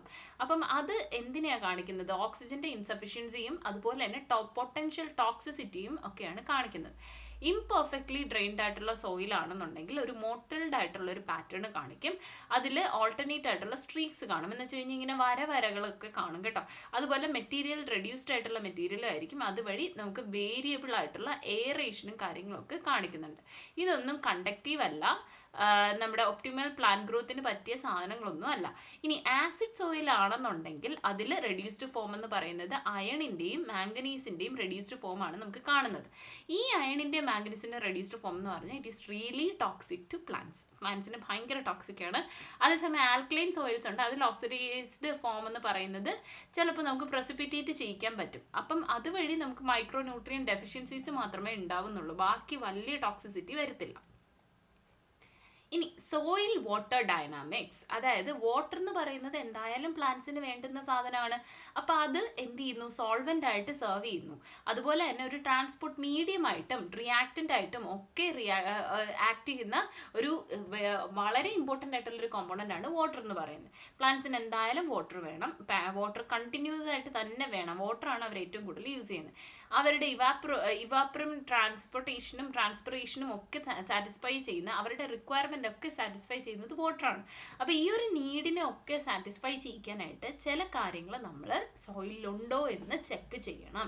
അതിൽ ആദ്യത്തേതാണ് വാട്ടർ കണ്ടന്റ് എക്സ്പ്രഷൻ എന്ന് പറയുന്നത്. അതായത് വാട്ടർ കണ്ടന്റ് എക്സ്പ്രഷൻ എന്ന് പറഞ്ഞു കഴിഞ്ഞാൽ വാട്ടറിന്റെ സോയിൽ വാട്ടർ കണ്ടന്റിനെ നമ്മൾ എന്ത് ചെയ്യുന്നു? ഒരു മാസിന്റെ ബേസിസിൽ എക്സ്പ്രസ് ചെയ്യുന്നു. വാട്ടറിന്റെ മാസ് എന്ന് പറയുന്നത് എന്തുമായിട്ട് റിലേറ്റ് ചെയ്തിട്ടുണ്ട്? സോയിലിന്റെ ഡ്രൈനെസ്സുമായിട്ട് അല്ലെങ്കിൽ ഡ്രൈ സോയിലുമായിട്ട് റിലേറ്റ് ചെയ്തിട്ടുണ്ട്. നമ്മൾ സോയിലിനെ ഡ്രൈ ചെയ്തിട്ട് അതിൻ്റെ വെയിറ്റ് എടുക്കും, ഡ്രൈ ചെയ്യുന്നതിന് മുമ്പും വെയിറ്റ് എടുക്കും. ഓക്കെ, എന്നിട്ട് ഇതിന് തമ്മിൽ കമ്പയർ ചെയ്യുമ്പോൾ നമുക്ക് എത്രത്തോളം വാട്ടർ കണ്ടന്റ് ഉണ്ടെന്ന് കണ്ടുപിടിക്കാൻ പറ്റും. ഉദാഹരണത്തിന് നമ്മളൊരു സോയിൽ എടുക്കുന്നു, അത് നല്ല ക്ലേ ആയിട്ട് നല്ല വാട്ടർ കണ്ടന്റ് ഉള്ളൊരു സോയിലാണെന്ന് വെച്ചോ. ആദ്യം നമ്മൾ അതിനെ കൊണ്ടുവന്ന് വെയിറ്റ് എടുക്കും. വെയിറ്റ് എടുത്തതിന് ശേഷം അതിനെ നന്നായിട്ട് 100 ഡിഗ്രി സെൽഷ്യസ് തൊട്ട് 110 ഡിഗ്രി സെൽഷ്യസ് വരെ അതിനെ ഹീറ്റ് ചെയ്യും. ഹീറ്റ് ചെയ്ത് ഡ്രൈ ചെയ്തതിന് ശേഷം ആ ഡ്രൈഡ് മാസിനെയും നമ്മൾ വെയിറ്റ് എടുക്കും. എന്നിട്ട് ആദ്യത്തെ മാസിൽ നിന്നും ഈ ഡ്രൈഡ് മാസം മൈനസ് ചെയ്യുമ്പോൾ നമുക്ക് വാട്ടർ കണ്ടന്റ് എത്രയുണ്ടെന്ന് കണ്ടുപിടിക്കാൻ സാധിക്കും. ഇനി രണ്ടാമത്തേന്ന് പറഞ്ഞാൽ സർഫസ് ടെൻഷൻ എഫക്റ്റ് ആണ്. അതായത് വെള്ളം നമ്മുടെ കാപ്പിലറി ട്യൂബിൽ റൈസ് ചെയ്യുന്നത് സർഫസ് ടെൻഷൻ കാരണമാണല്ലോ. അതുപോലെ തന്നെ ഗ്രാവിറ്റി പുള്ളി ചെയ്യുമ്പോൾ താഴോട്ട് പോവുകയും ചെയ്യും ആണല്ലോ. ഇതാണ് അവിടെ സംഭവിക്കുന്നത്. അപ്പോൾ ഈ കാപ്പിലറി ഫോഴ്സ് എന്ന് പറയുന്നത് ഒരുവിധപ്പെട്ട എല്ലാ മോയ്സ്ചർ സോയിലും ഉള്ള സാധനമാണ്. അപ്പോൾ അതിൽ ചെറിയ വിള്ളലുകളും കാര്യങ്ങളും ഉണ്ടെങ്കിൽ അത് കാപ്പിലറി ആയിട്ട് ആക്ട് ചെയ്ത് അത് മേളിലോട്ട് കയറുക ചെയ്യുന്നത്. അപ്പോൾ ഈ ഒരു ആക്ച്വൽ റൈസ് വഴി നമ്മൾ എക്സ്പെക്ട് ചെയ്തതിനേക്കാളും കുറവായിരിക്കാം ചിലപ്പോൾ ചില മണ്ണിൽ, ചിലതിലാണെങ്കിൽ കൂടുതലും കാണും. അപ്പോൾ ഈ സർഫസ് ടെൻഷൻ എങ്ങനെയാണ് എഫക്റ്റ് ചെയ്യുന്നതെന്ന് ചോദിച്ചു കഴിഞ്ഞാൽ മണ്ണിലുള്ള ചെറിയ വിള്ളലുകളൊക്കെ എന്ത് ചെയ്യുന്നു? കാപ്പിലറി ട്യൂബുകളായിട്ട് ആക്ട് ചെയ്ത് വാട്ടർ എന്ത് ചെയ്യുന്നു? മേലേക്ക് വരാൻ, അതിൻ്റെ ആ ഒരു മോയ്സ്ചർ കണ്ടന്റ് മേളിലേക്ക് വരാനുള്ള ചാൻസസ് കൂടുതലാണ്. അതാണ് ഈ സർഫസ് ടെൻഷൻ എഫക്റ്റ് പറയുന്നത്. ഇനി സോയിൽ വാട്ടർ പൊട്ടൻഷ്യൽ എന്താണെന്ന് നോക്കാം. അതായത് free energy difference between soil water and pure water, ഇതിനെയാണ് സോയിൽ വാട്ടർ പൊട്ടൻഷ്യൽ എന്ന് പറയുന്നത്. എനർജി ഡിഫറൻസ്, സോയിൽ വാട്ടറും പ്യുവർ വാട്ടറും തമ്മിലുള്ള എനർജി ഡിഫറൻസിനെയാണ് നമ്മൾ എന്തെന്ന് പറയുന്നത്? സോയിൽ വാട്ടർ പൊട്ടൻഷ്യൽ എന്ന് പറയുന്നത്. ഇതിലൊരു മെട്രിക് പൊട്ടൻഷ്യലും അതുപോലെ ഗ്രാവിറ്റേഷണൽ പൊട്ടൻഷ്യലും ഓസ്മോട്ടിക് പൊട്ടൻഷ്യലും ഒക്കെ ഈ ഒരു സെക്ഷനിൽ വരുന്ന കാര്യങ്ങളാണ്, സോയിൽ വാട്ടർ പൊട്ടൻഷ്യലിൽ വരുന്ന കാര്യങ്ങളാണ്. ഫീൽഡ് ഫീൽഡ് കപ്പാസിറ്റിയും വിൽറ്റിംഗ് പോയിന്റ്. ഫീൽഡ് കപ്പാസിറ്റി എന്താണ്, വിൽറ്റിംഗ് പോയിന്റ് എന്താണ്? ഫീൽഡ് കപ്പാസിറ്റി എന്ന് പറഞ്ഞാൽ നമ്മുടെ ഈ ഒരു മഴയ്ക്ക് ശേഷമോ അല്ലെങ്കിൽ ഒരു ഇറിഗേഷന് ശേഷമോ അല്ലെങ്കിൽ ഒരു റാപ്പിഡ് ആയിട്ടുള്ള പെട്ടെന്നുള്ള ഒരു വാട്ടർ മൂവ്മെന്റിന് ശേഷമോ ഉണ്ടാകുന്ന ഒരു ഹൈഡ്രോളിക് ഗ്രേഡിയന്റിന്റെ ഗ്രാവിറ്റിയും ഗ്രേഡിയന്റിന്റെയും ഒരു പ്രത്യേകതയാണ് നമ്മൾ എന്തെന്ന് പറയുന്നത്, ഫീൽഡ് കപ്പാസിറ്റി എന്ന് പറയുന്നത്. അതായത് 2-3 ദിവസത്തിന് ശേഷം ഈ മൂവ്മെന്റ് എന്ന് പറയുന്നത് എന്ത് ചെയ്യുന്നു, നെഗ്ലിജിബിൾ ആകുന്നു. അതായത് പിന്നീട് സോയിൽ എന്ത് ചെയ്യുന്നു, അതിന്റെ ഫീൽഡ് കപ്പാസിറ്റിയിലേക്ക് എത്തുന്നു. അതായത് ഫീൽഡ് കപ്പാസിറ്റി എന്ന് പറഞ്ഞാൽ maximum water soil can hold against gravity. അതായത് ചുരുക്കി പറഞ്ഞാൽ നമ്മളിപ്പം ഒന്ന് ആലോചിച്ചാൽ മതി, നന്നായിട്ട് മഴ പെയ്യുകയോ അല്ലെങ്കിൽ നമ്മൾ ഒരു ദിവസം ടൂർ പോവുകയൊക്കെയാണ് അല്ലെങ്കിൽ പിക്നിക്കിന് പോവുകയാണെന്ന് വെച്ചോ. അപ്പോൾ ഈ പിക്നിക്കിന് പോകുന്നതിന് മുമ്പ് നമ്മൾ എന്ത് ചെയ്യുന്നു, ഈ ഒരു പോട്ടിനകത്ത് കുറച്ച് നന്നായിട്ട് വെള്ളം ഒഴിച്ചിട്ട് നമ്മൾ പോവാണ്. പിന്നീട് നമുക്ക് ഒരു 2-3 ഡേയ്സ് കഴിഞ്ഞിട്ട് നമ്മൾ വരുള്ളൂ എന്ന് വിചാരിച്ചു. അപ്പോൾ നല്ലവണ്ണം വെള്ളം ഒഴിച്ചിട്ട് പോവാണ്. അപ്പോൾ ഈ വെള്ളം ഒഴിച്ചിട്ട് പോയിട്ട് 2-3 ഡേയ്സ് കഴിഞ്ഞ് വരുമ്പോൾ എന്തായാലും വാടി നിൽക്കുമല്ലോ. അപ്പം എത്രത്തോളം വാടിയിട്ടുണ്ട് എന്നുള്ളത് നമ്മൾ നോക്കുക. അപ്പോൾ ആ എത്രത്തോളം വാടിയിട്ടുണ്ട് എന്നുള്ളതാണ് ശരിക്കും പറഞ്ഞു കഴിഞ്ഞാൽ വിൽറ്റിംഗ് പോയിന്റിലേക്ക് വരുന്നത്. അപ്പോൾ ആ ഒരു ടൈപ്പ് ഓഫ് എന്താണ്, വെള്ളത്തിന്റെ കണ്ടന്റ് എത്രത്തോളം നമ്മുടെ ഗ്രാവിറ്റിക്ക് എഗൻസ്റ്റ് ആയിട്ട് നമ്മുടെ സോയിലിൽ പിടിച്ചു നിർത്താൻ കഴിയും, അതിനെയാണ് ശരിക്കും പറഞ്ഞു കഴിഞ്ഞാൽ നമ്മൾ എന്തെന്ന് പറയുന്നത്, ഫീൽഡ് കപ്പാസിറ്റി എന്ന് പറയുന്നത്. ഇതാണ് ചുരുക്കി പറഞ്ഞിരിക്കുന്നത്. അതായത് ഒരു റെയിനിന് ശേഷമോ ഇറിഗേഷന് ശേഷമോ റാപ്പിഡ് ആയിട്ട് ഒരു വാട്ടർ മൂവ്മെന്റിന് ശേഷമോ എന്ത് ചെയ്യുന്നു, സോയിൽ എന്തായാലും മോയ്സ്ചറൈസ്ഡ് ആയിരിക്കും, ഹൈഡ്രോളിക് ഗ്രേഡിയന്റും ഒക്കെ കാണും. പക്ഷെ എന്ത് ചെയ്യുന്നു, എർത്തിന്റെ ഗ്രാവിറ്റി എന്ത് ചെയ്യുന്നു, ഈ മേളിലുള്ള വെള്ളത്തിനെ താഴേക്ക് വലിക്കുന്നുണ്ട്. അപ്പോൾ ആ ഒരു വലിവ്, ആ ഒരു ഗ്രാവിറ്റിക്ക് എഗൻസ്റ്റ് ആയിട്ട് സോയിലിന് എത്രത്തോളം വെള്ളത്തിനെ പിടിച്ചു നിർത്താൻ കഴിയും, അതും 2-3 ദിവസത്തിന് ശേഷം, അതിനെയാണ് ഫീൽഡ് കപ്പാസിറ്റി എന്ന് പറയുന്നത്. ഇനി പെർമനന്റ് വിൽറ്റിംഗ് പോയിന്റ് എന്ന് പറഞ്ഞു കഴിഞ്ഞാൽ ഒരു പ്ലാന്റ് വാട്ടർ അബ്സോർബ് ചെയ്യുന്ന സമയത്ത് അതിന് എന്ത് ചെയ്യുന്നുണ്ട്, വാട്ടർ അബ്സോർബ് ചെയ്യുന്നതിൻ്റെ കൂടെ തന്നെ അത് എന്ത് ചെയ്യുന്നുണ്ട്, ലീഫിലൂടെ ഇവാപ്രേഷൻ വഴി വെള്ളം നഷ്ടപ്പെടുന്നുമുണ്ട്. അപ്പോൾ സോയിൽ ഡ്രൈ ആയി കഴിഞ്ഞാലും പ്ലാന്റ് എന്ത് ചെയ്യുന്നു, രാവിലെ നിൽക്കുന്ന സമയത്ത് അത് എന്ത് ചെയ്യുന്നു, വിൽറ്റായി പോകുന്നു. പിന്നെ എന്ത് ചെയ്യുന്നു, പിന്നെ നൈറ്റ് ആകുമ്പോൾ ഇനിഷ്യലി എങ്ങനെയെങ്കിലും അതൊന്ന് റിക്കവറായി വരുന്നു.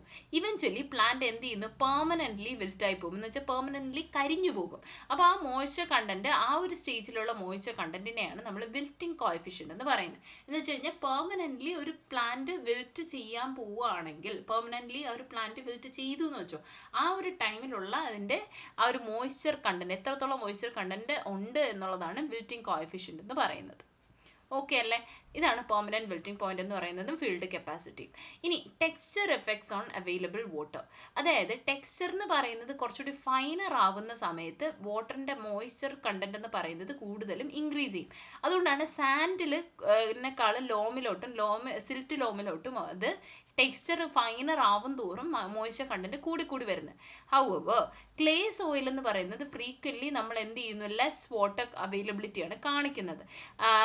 സാധാരണ സിൽറ്റ് ലോമിനെക്കാളും ലെസ് വാട്ടർ അവൈലബിലിറ്റിയാണ് കാണിക്കുന്നത്. അതിൻ്റെ മെയിൻ കാരണം എന്ന് പറയുന്നത് എന്താണ്, വാട്ടർ കണ്ടന്റ് ഉണ്ടെങ്കിലും എന്ത് ചെയ്യുന്നു, ക്ലേൻ്റെത് വാട്ടറിൻ്റെ അവൈലബിലിറ്റി എന്ന് പറയുന്നത് അല്ലെങ്കിൽ ടെക്സ്ചർ എന്ന് പറയുന്നത് നമുക്കങ്ങനെ കൃത്യമായിട്ട് ഭയങ്കര ഫ്രീക്വൻ്റ് ആയിട്ട് നമ്മൾ വെള്ളം ഒഴിച്ച് കൊടുത്താൽ പോലും അത് എന്ത് ചെയ്യത്തില്ല, ഹൈ വാട്ടർ കണ്ടന്റ് ഉണ്ടെങ്കിലും അതിൻ്റെ കണ്ടന്റ് എന്ത് ചെയ്യുന്നില്ല, മോയ്സ്ചറൈസ്ഡ് ആയിട്ട് കാണപ്പെടുന്നില്ല. ഇതാണ് ക്ലേ പാരഡോക്സ്. ഇവിടെയാണ് നമ്മൾ ക്ലേ പാരഡോക്സിനെ പറ്റി പറയുന്നത്. അതായത് ക്ലേ സോയിൽ ഒരു 35 kilograms വാട്ടർ അല്ലെങ്കിൽ 100 kilograms സോയിൽ എന്നുള്ള രീതിയിൽ നമ്മളൊരു പ്ലാന്റിനെ പ്രൊവൈഡ് ചെയ്ത് കൊടുക്കുന്ന എന്ന് പറഞ്ഞു കഴിഞ്ഞാൽ 25 kilograms വാട്ടറും 100 kilograms സോയിലും ആണ്. കാരണം ക്ലേക്ക് വെള്ളം ഹോൾഡ് ചെയ്യാനുള്ള കപ്പാസിറ്റി ഉണ്ട്, കൂടുതൽ ടൈറ്റ് ആയിട്ട് വെള്ളം ഹോൾഡ് ചെയ്യാനുള്ള കപ്പാസിറ്റി ഉണ്ട്. ഇതിനെയാണ് ക്ലേ പാരഡോക്സ് എന്ന് പറയുന്നത്. ഇനി ഓർഗാനിക് മാറ്റർ റൂൾ എന്ന് പറഞ്ഞു കഴിഞ്ഞാൽ ഹ്യൂമസിന് എന്ത് ചെയ്യാൻ പറ്റും, ഹൈ മോയ്സ്ചർ കണ്ടന്റ് ഇങ്ങനെ പിടിച്ചു നിർത്താനായിട്ട് ഉള്ള കഴിവുണ്ട്. പക്ഷേ പെട്ടെന്ന് വിൽറ്റ് ആവും. അപ്പം വിൽറ്റിംഗ് കോഎഫിഷ്യൻറ്റ് കൂടുതലാണ്. അപ്പോൾ ഇവരുടെ മെയിൻ കോൺട്രിബ്യൂഷൻ എന്ന് പറയുന്നത് ഇൻഡയറക്റ്റ് ആയിട്ട് എന്ത് ചെയ്യുക, സോയിൽ സ്ട്രക്ചറിനെ ഇംപ്രൂവ് ചെയ്യുക എന്നുള്ളതാണ്. ഇനി സോൾട്ട് എഫക്റ്റ്, അതായത് സോൾട്ടിൻ്റെ പ്രസൻസ് എന്ന് പറയുന്നത് സോയിലിൽ ഉണ്ടാവുന്നെങ്കിൽ അതെന്ത് ചെയ്യുന്നു, അവൈലബിൾ മോയ്സ്ചറിൻ്റെ റേഞ്ചിനെ കുറയ്ക്കുന്നു. അതുവഴി ഓസ്മോട്ടിക് പൊട്ടൻഷ്യൽ കൂട്ടുകയാണ് ചെയ്യുന്നത്. അതുവഴി വെള്ളം എന്ത് ചെയ്യുന്നു, പ്ലാന്റ്സിന് ആക്സസിബിൾ അല്ലാതെയാകുന്നു. അതാണ് സോൾട്ടിൻ്റെ ഇഫക്റ്റ് എന്ന് പറയുന്നത്. അപ്പോൾ സോൾട്ട് കൂടുതലായിട്ട് വരികയാണെന്നുണ്ടെങ്കിൽ പ്ലാന്റിൻ്റെ ഗ്രോത്തിനെ അത് ബാധിക്കും. ഇനി സോയിൽ ഓർഗാനിസംസ്, അതായത് നമ്മുടെ സോയിൽ ഓർഗാനിസംസ് എന്ന് പറയുമ്പോൾ സോയിലിൽ വളരുന്ന ഓർഗാനിസംസ് ഏതൊക്കെയാണെന്ന് നോക്കാം. സോയിൽ ഫ്ലോറയുണ്ട്, സോയിൽ ഫോണയുണ്ട്. ഞാൻ ചെറിയൊരു ഫ്ലോ ചാർട്ടായിട്ട് തന്നെ ഇതിൽ തന്നിട്ടുണ്ട്. ഇതിൽ സോയിൽ മാക്രോ ഫ്ലോറയും സോയിൽ മൈക്രോ ഫ്ലോറയും ഉണ്ട്. ഫ്ലോറ എന്ന് പറയുമ്പോൾ ഞാൻ പേര് പറഞ്ഞ പോലെ തന്നെ എന്താണ്, ആനിമൽസിൻ്റെ ഇത് വരുന്നതാണ്. ഇതിൽ തന്നെ ആനിമൽസ് അല്ല, നമ്മുടെ ഫ്ലോറ വരുമ്പോൾ എന്താണ്, നമ്മുടെ ഈ പ്ലാന്റ്സിൻ്റെ വരുന്നതാണ്. പ്ലാന്റ്സ് അങ്ങനെ ആ ഒരു ടൈപ്പിൽ വരുന്നതാണ് ഫ്ലോറ വരുന്നത് കേട്ടോ. അപ്പോൾ ഇതിൽ സോയിൽ മൈക്രോ ഫ്ലോറ എന്ന് പറയുന്നത് ബാക്ടീരിയ ഉണ്ട്, ഫഞ്ചൈ ഉണ്ട്, ആക്ടിനോമൈസീഡ്സ് ഉണ്ട്, ആൽഗ ഉണ്ട്. ഇതിൽ ബാക്ടീരിയ എന്ന് പറയുന്ന ഹെട്രോട്രോഫിക്കും ഓട്ടോട്രോഫിക്കും ഉണ്ട്. സോയിൽ ഫോണ എന്ന് പറയുന്ന സോയിൽ മാക്രോഫോണയുണ്ട്, മൈക്രോഫോണയുണ്ട്. മാക്രോഫോണ എന്ന് പറയുന്ന എർത്ത് വോംസ്, മോൾസ്, ആൻസ് ഇവരൊക്കെ എന്താണ്, സോയിലിൽ താമസിക്കുന്നവരാണ്. സോയിൽ മൈക്രോഫോണ എന്ന് പറയുന്ന പ്രോട്ടോസോമയും നെമാറ്റോഡ്സുമാണ്. അതായത് ഓർഗാനിസംസ് ഒരു ചെറിയൊരു ഫ്രാക്ഷൻ മാത്രമാണ് സോയിലിൻ്റെ മാസിലുള്ളത്. പക്ഷേ അവർ സോയിലിൻ്റെ ഫെർട്ടിലിറ്റി കൂട്ടാൻ വളരെ വലിയൊരു റോള് ചെയ്യുന്നുണ്ട്. അതായത് 1838 JB ബോസിംഗോൾട്ട് എന്ന് പറയുന്ന ഒരു സയൻറ്റിസ്റ്റ് ഒബ്സർവ് ചെയ്തത്, ലെഗ്യൂമസ് പ്ലാന്റ്സ് എന്ത് ചെയ്യുന്നു, അറ്റ്മോസ്ഫിയറിക് നൈട്രജനെ എന്ത് ചെയ്യുന്നു എന്ന് പറഞ്ഞു, യൂട്ടിലൈസ് ചെയ്യുന്നുണ്ട്. അതുപോലെ തന്നെ സോയിൽ ഓർഗാനിസംസ് സ്ട്രക്ചർ മാറ്റുന്നുണ്ട്. കൂടുതൽ നമ്മൾ എന്ത് ചെയ്യാണ്, നമ്മൾ കൂടുതൽ ഫെർട്ടിലൈസേഴ്സ് ആഡ് ചെയ്യുകയും പിന്നെ ഓർഗാനിക് മാറ്ററും ഒക്കെ തന്നെ എന്ത് ചെയ്യുന്നുണ്ട്, സോയിലിൻ്റെ സ്ട്രക്ചറും ഫെർട്ടിലിറ്റിയും മാറ്റുന്നതിൽ വലിയൊരു പങ്ക് വഹിക്കുന്നുണ്ടെന്ന് അദ്ദേഹം കണ്ടെത്തി. ഓക്കെ അല്ലേ? അപ്പോൾ അതാണ് ഞാൻ ഇവിടെ ചുരുക്കത്തിൽ പറഞ്ഞ ഏതൊക്കെ സോയിലും ഓർഗാനിസംസും ഇവിടെ ഉണ്ട് എന്നുള്ളത് പറഞ്ഞത്. ഇനി സോയിലിൻ്റെ ഫ്ലോറ എന്ന് പറയുമ്പം നമ്മൾ എക്സ്പെക്ട് ചെയ്യുന്ന ആരൊക്കെയാണ്, ബാക്ടീരിയയും ആക്ടിനോമൈസീഡ്സിൻ്റെയും കേസാണ്. ബാക്ടീരിയ എന്ന് പറഞ്ഞാൽ ഭയങ്കര അബണ്ടൻ്റ് ആയിട്ടുള്ള സോയിൽ ഓർഗാനിസമാണ് ബാക്ടീരിയ എന്ന് പറയുന്നത്. പ്രിമിറ്റീവ് ആയിട്ടുള്ള യൂണിസെല്ലുലാർ ഓർഗാനിസംസ് ആണ് ബാക്ടീരിയ. അവർ എന്ത് ചെയ്യുന്നു, അവരുടെ മാസ് അറൗണ്ട് 1.5 × 10⁻12 ഗ്രാംസോളം വരും. അറൗണ്ട് ഒരു 300 തൊട്ട് 3000 കിലോഗ്രാംസ് ലൈവ് ബാക്ടീരിയ എന്തുണ്ട്, ഒരു ഹെക്ടറിൽ പെർ ഹെക്ടറിൽ കാണാറുണ്ട്. ഹെട്രോട്രോഫിക് ബാക്ടീരിയ എന്ന് പറഞ്ഞു കഴിഞ്ഞാൽ അവർക്ക് എനർജി കാർബണും എവിടെ നിന്നാണ് കിട്ടുക, കോംപ്ലക്സ് ഓർഗാനിക് സബ്സ്റ്റൻസിൽ നിന്നുമാണ് കിട്ടുക. അതാണ് ഹെട്രോട്രോഫിക് ബാക്ടീരിയ. ഓട്ടോട്രോഫിക് ബാക്ടീരിയ എന്ന് പറഞ്ഞു കഴിഞ്ഞാൽ അവർക്ക് എനർജി എന്ത് ചെയ്യുന്നു, ഓർഗാനിക് കോമ്പൗണ്ട്സിൻ്റെ ഓക്സിഡേഷൻ വഴി കിട്ടുന്നു, കാർബണിൻ്റെയും ഓർഗാനിക് കോമ്പൗണ്ടിൻ്റെയും ഓക്സിഡേഷൻ വഴി. ഇനി നിയർ ന്യൂട്രൽ തൊട്ട് സ്ലൈറ്റ്ലി ആൽക്കലൈൻ ആയിട്ടുള്ള സോയിലാണ് ഇവർ പ്രിഫർ ചെയ്യുക. ഒരുവിധപ്പെട്ട എല്ലാ സോയിൽസും തന്നെ സെൽസും തന്നെ എന്ത് ചെയ്യുന്നു, അബ്സോർബ്ഡ് ക്ലേ പാർട്ടിക്കിൾസും ഹ്യൂമസും അബ്സോർബ്ഡ് അല്ലാതെ ആയിട്ട് ഇരിക്കുകയാണ് ചെയ്യുക. ഇനി ആക്ടിനോമൈസീഡ്സിൻ്റെ കേസിലാണെങ്കിൽ അവരുടെ അവരൊരു ട്രാൻസിഷൻ സ്റ്റേറ്റ് ആണ്. ബാക്ടീരിയയും അല്ല ഫഞ്ചിയും അല്ലാത്തൊരു ട്രാൻസിഷൻ സ്റ്റേറ്റ് ആണ് ആക്ടിനോമൈസീഡ്സ് എന്ന് പറയുന്നത്. അവർ നമ്മൾ റേ ഫംഗി എന്നും അല്ലെങ്കിൽ ത്രെഡ് ബാക്ടീരിയ എന്നും ഒക്കെ അറിയപ്പെടാറുണ്ട്.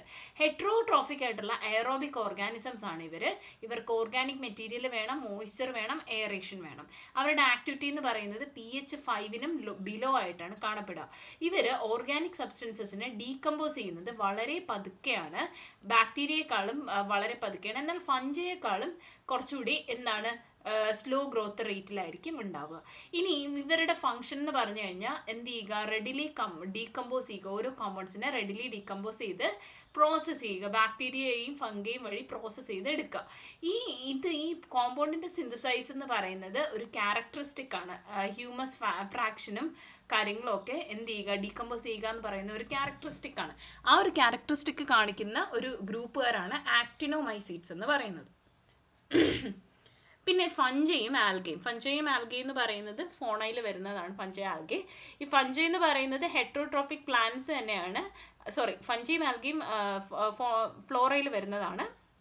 ഹെട്രോട്രോഫിക് പ്ലാന്റ്സ് തന്നെയാണ് ഫഞ്ചൈ എന്ന് പറയുന്നത്. ബാക്ടീരിയയെക്കാളും വലിയ ഹെട്രോട്രോഫിക് പ്ലാന്റ്സ് ആണ് ഫഞ്ചൈ എന്ന് പറയുന്നത്.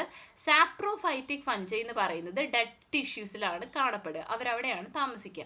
അവരുടെ നമ്പേഴ്സ് എന്ന് പറയുന്നത് 10⁵ തൊട്ട് 10⁶ പെർ ഗ്രാം വരെ വരും. ടോട്ടൽ മാസ് നമ്മുടെ ബാക്ടീരിയ ആയിട്ട് കമ്പയർ ചെയ്യുമ്പോൾ വളരെ ലോ നമ്പേഴ്സിലാണ് ഇവർ കാണപ്പെടുക. അവർ ആസിഡ് സോയിൽസിൽ നന്നായിട്ട് ഡോമിനേറ്റ് ചെയ്യും. അവർ pH അറൗണ്ട് ഒരു 9 വരെ എന്ത് ചെയ്യുന്നു, ടോളറേറ്റ് ചെയ്യുന്നു. കൂടുതൽ അബണ്ടൻ്റ് ആയിട്ട് കാണപ്പെടുന്നത് കോഴ്സ് ടെക്സ്ചർ ആയിട്ടുള്ള സോയിലാണ്.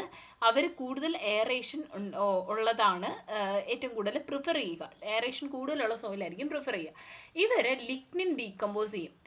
ബാക്ടീരിയയ്ക്ക് ടാക്കിൾ ചെയ്യാൻ പറ്റാത്ത ലിഗ്നിൻ ഡീകമ്പോസ് ചെയ്യുന്നത് ആരാന്ന് ചോദിച്ചു കഴിഞ്ഞാൽ ഫംഗയാണ്.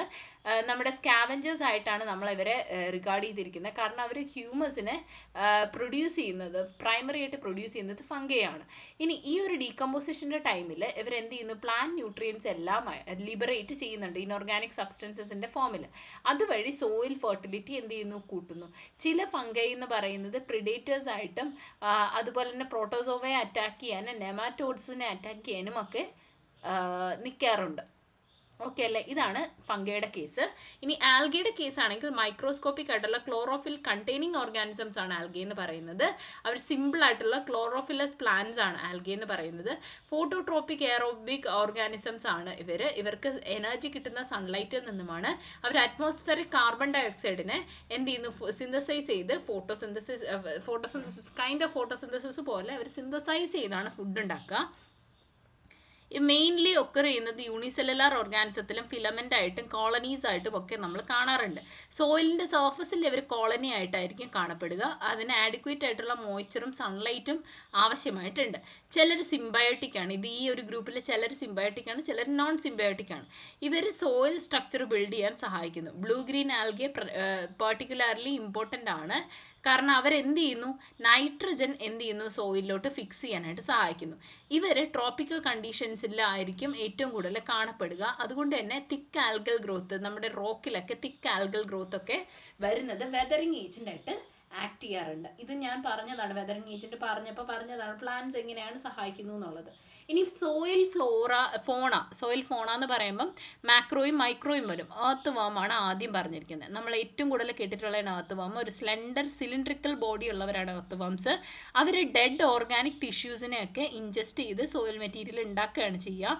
അതുപോലെ തന്നെ മിനറൽ സോയിലിനെ ഡൈജസ്റ്റ് ചെയ്യുകയും അതുവഴി ഗ്രാനുലർ അഗ്രിഗേറ്റ്സ് പുറപ്പെടുവിക്കുകയും ചെയ്യുന്നു.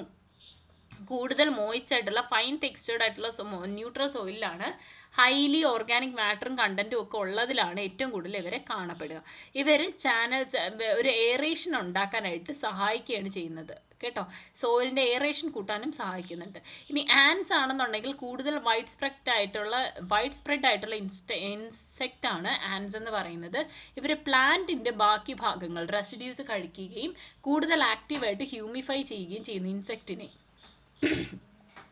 ഇതുവഴി ഒരു എക്സ്റ്റെൻസീവ് ആയിട്ടുള്ള ഒരു ടണൽ സിസ്റ്റം അവർ ക്രിയേറ്റ് ചെയ്യുന്നു. ഇതുവഴി എന്ത് ചെയ്യുന്നു, സോയിലിൻ്റെ സ്ട്രക്ചറും അതുപോലെ തന്നെ വാട്ടറിൻ്റെ ഇൻഫിൽട്രേഷനും അവർ കൂട്ടുകയാണ് ചെയ്യുന്നത്.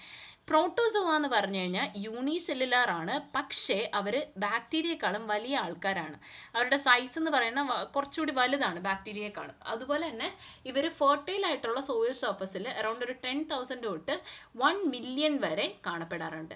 ഇവർ പല അഡ്വേഴ്സ് കണ്ടീഷൻസും മൈക്രോബ്സിനേക്കാളും നന്നായിട്ട് എന്ത് ചെയ്യാറുണ്ട്, ടോളറേറ്റ് ചെയ്യാറുണ്ട്. അവർ ബാക്ടീരിയയിലാണ് ഫീഡ് ചെയ്യുന്നത്. ആക്ടിനോമൈസീറ്റ്സിനെ അവർ ഫീഡ് ചെയ്യാറുണ്ട്. ഇനി അതുവഴി മൈക്രോഫ്ലോറ ബാലൻസ് അവർ എന്ത് ചെയ്യുന്നുണ്ട്, കീപ്പ് ചെയ്യുന്നുണ്ട്. അടുത്ത് നമുക്ക് പഠിക്കാനുള്ളത് നെമാറ്റോഡ്സ് ആണ്. നെമാറ്റോഡ്സിനെ നമ്മൾ ഈൽ വേംസ് എന്നും പറയാറുണ്ട്. ഈൽ വേംസ് എന്നോ ത്രെഡ് വേംസ് എന്നോ പറയാറുണ്ട്. റൗണ്ട് വേംസ് എന്നും നമ്മൾ പറയാറുണ്ട്. സാപ്രോഫൈറ്റിക് ആയിട്ടുള്ള ഇവർ ഏറ്റവും കൂടുതൽ ഡീക്കേയിങ് മാറ്റേഴ്സിലായിരിക്കും ഫീഡ് ചെയ്യുന്നത്. പ്രിഡേറ്ററി ടൈപ്പ് ആയിട്ടുള്ള വ്യക്തികളാണ് ഈ നെമാറ്റോഡ്സ് എന്ന് പറയുന്നത്. ഇവർ മറ്റ് ഓർഗാനിസത്തിൽ ഫീഡ് ചെയ്യുന്നവരാണ്. പാരസൈറ്റിക് ടൈപ്പാണ്. അവർ ഫീഡ് ചെയ്യുന്നത് പ്ലാന്റ് റൂട്ട്സിലാണ് ഫീഡ് ചെയ്യുക. Damage control, crop rotation, ploughing, organic manures ഇതൊക്കെ വഴി നമുക്ക് നെമാറ്റോഡ്സിനെ ഒരു വിധത്തിൽ ഒന്ന് തടഞ്ഞ് നിർത്താനായിട്ട് സാധിക്കും. വൈറസ് എന്ന് പറയുന്നത് ഒരു അൾട്രാ മൈക്രോസ്കോപ്പിക് ആയിട്ടുള്ള ഒരു പാരസൈറ്റ് ആണ്. നമ്മുടെ ലിവിങ് ഹോസ്റ്റിനെ കിട്ടിക്കഴിഞ്ഞ് കഴിഞ്ഞാൽ അവരിൽ താമസിച്ച് അവരെ കൺട്രോൾ ചെയ്യുന്ന വ്യക്തികളാണ് ഈ വൈറസുകൾ എന്ന് പറയുന്നത്. ബാക്ടീരിയോഫേജും ഒക്കെ തന്നെ പാരസൈറ്റ് ചെയ്യുന്നത് ബാക്ടീരിയയിലാണ്. കെമിക്കലി ന്യൂക്ലിക് ആസിഡുകളും പ്രോട്ടോണും ഷെല്ലും മാത്രമുള്ളവരാണ് ഈ വൈറസുകൾ എന്ന് പറയുന്നത്. അവർക്കൊരു എക്കോണമിക് ഇമ്പോർട്ടൻസ് ഉണ്ടാവുന്നത് എപ്പോഴാണ്, നമ്മുടെ ബെനിഫിഷ്യൽ ആയിട്ടുള്ള ബാക്ടീരിയ ആയിട്ടുള്ള റൈസോബിയം പോലുള്ള ബാക്ടീരിയകളെ നമ്മൾ ഡിസ്ട്രോയ് ചെയ്യുമ്പോഴാണ്. കാരണം അതില്ലല്ലോ.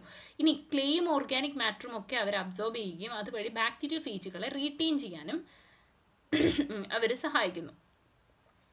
ഇനി total organic carbon soil enzymes ആണ് ഇനി അടുത്ത് പറയാൻ പോകുന്നത്. ടോട്ടൽ ഓർഗാനിക് കാർബണും സോയിൽ എൻസൈംസും.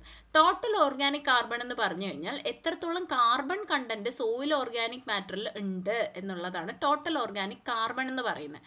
ഇത് എന്ത് ചെയ്യുന്നുണ്ട്, നമ്മുടെ പ്ലാന്റിൻ്റെ ആനിമൽ വേസ്റ്റിൻ്റെയും ബ്രേക്ക് ഡൗണും റൂട്ട്സ് എക്സ്ക്യൂഡേറ്റ്സും അതുപോലെ ലിവിങ്ങും ഡെഡുമായിട്ടുള്ള മൈക്രോബ്സിൻ്റെയും ഒക്കെ കാര്യങ്ങളെ പറ്റിയിട്ട് ഒരു ബയോട്ട നമുക്ക് തരുന്നുണ്ട്. അതായത് ഒരു കംപ്ലീറ്റ് ആയിട്ടുള്ള ഒരു ഐഡിയ തരുന്നുണ്ട് എത്രത്തോളം ഈ ഒരു ബ്രേക്ക് ഡൗൺ നടന്നിട്ടുണ്ട് എന്നുള്ളത് കൃത്യമായിട്ടൊരു വിവരം നമുക്ക് ടോട്ടൽ ഓർഗാനിക് കാർബൺ എടുക്കുമ്പോൾ കിട്ടും. ഇനി SOM എന്ന് പറയുന്നത് ഒരു ഡൈനാമിക് ഹെട്രോജീനസ് ആയിട്ടുള്ള വേരിയിങ് പാർട്ടിക്കിൾ സൈസ് ഉള്ള കാർബൺ കണ്ടന്റും ടേൺ ഓവർ ടൈമും ഡീകമ്പോസിഷൻ റേറ്റും ഉള്ള ഒരു സാധനമാണ്. ഇനി പ്രൈമറി എനർജി എന്ന് പറയുന്ന പ്രൈമറി എനർജി സോഴ്സ് എന്ന് പറയുന്നത് സോയിൽ മൈക്രോബ്സ് ആയിരിക്കും. ഇതിന്റെ കീ ഫംഗ്ഷൻ എന്ന് പറഞ്ഞാൽ പോളിസാക്രൈഡ്സ് ഒക്കെ തന്നെ എന്ത് ഹോൾഡ് ചെയ്യുന്നുണ്ട്, മിനറൽ പാർട്ടിക്കിൾസ് ഹോൾഡ് ചെയ്ത് വെക്കാറുണ്ട് മൈക്രോ അഗ്രിഗേറ്റ്സിൽ. ഇനി ഗ്ലോമാലിൻ എന്നാണെങ്കിൽ to 20% സോയിൽ കാർബൺ അവരിൽ ഉണ്ടായിരിക്കും. ഇത് എന്ത് ചെയ്യുന്നു, അവരുടെ സ്ട്രക്ചറിനെ സ്റ്റെബിലൈസ് ചെയ്യുകയും അഗ്രിഗേറ്റ്സിനെ ബൈൻഡ് ചെയ്യാനും സഹായിക്കുന്നു. ഓർഗാനിക് ആസിഡ്സ് ആണെന്നുണ്ടെങ്കിൽ ഫോസ്ഫറസ് അവൈലബിലിറ്റി അനുസരിച്ച് ആയിരിക്കും. അവരുടെ ഫോസ്ഫറസ് അവൈലബിലിറ്റി കൂടുതൽ കൂട്ടാനായിട്ട് സഹായിക്കുന്നു. അതുവഴി ഫിക്സേഷൻ നന്നായിട്ട് നടത്തിക്കുന്നു. ഇനി SOMന്റെ റേറ്റ് കൂട്ടുകയാണെന്നുണ്ടെങ്കിൽ ബയോഡൈവേഴ്സിറ്റിയും പെസ്റ്റ് കൺട്രോളും കൂട്ടുകയാണ് ചെയ്യുന്നത്. സോയിൽ എൻസൈംസ് എന്ന് പറഞ്ഞു കഴിഞ്ഞാൽ നമ്മുടെ പ്ലാന്റ്സിന്റെ റെസിഡ്യൂസിന്റെ ബ്രേക്ക് ഡൗൺ കുറച്ചുകൂടി സ്പീഡിലാക്കാൻ വേണ്ടിയിട്ടുള്ളതാണ് സോയിൽ എൻസൈം എന്ന് പറയുന്നത്. അതുപോലെ തന്നെ എന്ത് ചെയ്യുക, പ്ലാന്റ്സിൽ നിന്നും കുറച്ച് ന്യൂട്രിയൻസ് ഒക്കെ പുറത്ത് വിടാനായിട്ടും സോയിൽ എൻസൈംസ് സഹായിക്കുന്നു. ഈ സ്പെസിഫിക് ആയിട്ടുള്ള എൻസൈംസ് ഒക്കെ തന്നെ എന്ത് ചെയ്യുന്നു, സബ്സ്ട്രേറ്റുമായിട്ട് ബൈൻഡ് ചെയ്തിട്ട് ആക്റ്റീവ് സൈറ്റിൽ പോയി ഇരുന്ന് ടെമ്പററി കോമ്പൗണ്ട്സ് ഫോം ചെയ്യും. എക്സാമ്പിൾ ഗ്ലൂക്കോസിഡേസ് എൻസൈം എന്ന് പറയുന്ന എൻസൈം എന്ത് ചെയ്യുന്നു, നമ്മുടെ ഗ്ലൂക്കോസൈഡിൽ നിന്ന് ഗ്ലൂക്കോസിനെ എന്ത് ചെയ്യുന്നു, ബ്രേക്ക് ഡൗൺ ചെയ്യുന്നു. ഈ ഗ്ലൂക്കോസൈഡ് പല പ്ലാന്റ്സിലും ഉള്ള ഒരു കോമ്പൗണ്ട് ആണ്. ഇനി നമുക്ക് സോയിൽ ഓർഗാനിസത്തിന്റെ റോള് പഠിക്കാം. ഒന്നാമത്തേന്ന് പറഞ്ഞാൽ ബയോ ഫെർട്ടിലൈസേഴ്സ്, അതായത് നമ്മുടെ ഈ മൈക്രോ ഓർഗാനിസത്തിന്റെ ഒക്കെ ഒരു കൾച്ചർ എന്ന് പറയുന്നത് സീഡിനും സോയിലിന്റെ ന്യൂട്രിയന്റ് അവൈലബിലിറ്റി കൂട്ടാനും ഒക്കെ ആയിട്ട് നമ്മൾ യൂസ് ചെയ്യാറുണ്ട്. ഈ സപ്ലിമെന്റിനെ എന്ത് ചെയ്യാൻ പറ്റില്ല, നമുക്ക് കെമിക്കൽ ഫെർട്ടിലൈസർ വെച്ചിട്ട് റീപ്ലേസ് ചെയ്യാൻ സാധിക്കില്ല. പക്ഷെ അവർ എന്ത് ചെയ്യും, നൈട്രജൻ ഫിക്സ് ചെയ്യും. അതുപോലെ തന്നെ ഇൻസൊല്യൂബിൾ ആയിട്ടുള്ള ഫോസ്ഫറസിനെയൊക്കെ കൺവേർട്ട് ചെയ്ത് സൊല്യൂബിൾ ഫോം ആക്കും. അതുപോലെ ബയോമാസിനെ മാനുവറിങ് ചെയ്യും. അതുപോലെ തന്നെ പല കാര്യങ്ങളും ഇവർ ചെയ്ത് തരും. പക്ഷേ കെമിക്കൽ ഫെർട്ടിലൈസേഴ്സിന്റെ അത്രയും വലിയ കഴിവുള്ളവരല്ല. എന്നിരുന്നാലും കൂടുതൽ ഹെൽത്തി ആയിട്ടുള്ള രീതിയിൽ നമുക്ക് ആ ഒരു സോയിലിനെ അവർ നന്നാക്കി എടുത്ത് തരും. ഇനി രണ്ടാമത്തെയാണ് സോയിൽ അഗ്രിഗേഷൻ. അതായത് എർത്ത് വേംസ് എന്ത് ചെയ്യുന്നുണ്ട്, ഗ്രാനുലർ ആയിട്ട് അവർ DK പ്രോഡക്റ്റിനെ മാറ്റുന്നുണ്ട്. അവരുടെ DK പ്രോഡക്റ്റിലൂടെ ഇതിങ്ങനെ കട്ടയായിട്ട് മാറ്റും. അപ്പോൾ ഈ ഒരു എർത്ത് ഫോമിന്റെ ഈ ഒരു ഇംപ്രൂവ്ഡ് ആയിട്ടുള്ള ഗ്രാനുലേഷൻ എന്ത് ചെയ്യുന്നു, ഗ്രാനുലേഷൻ കൂടുമ്പോൾ എന്ത് ചെയ്യുന്നു, പ്ലാന്റിന്റെ ഗ്രോത്തിനെ അത് സഹായിക്കും.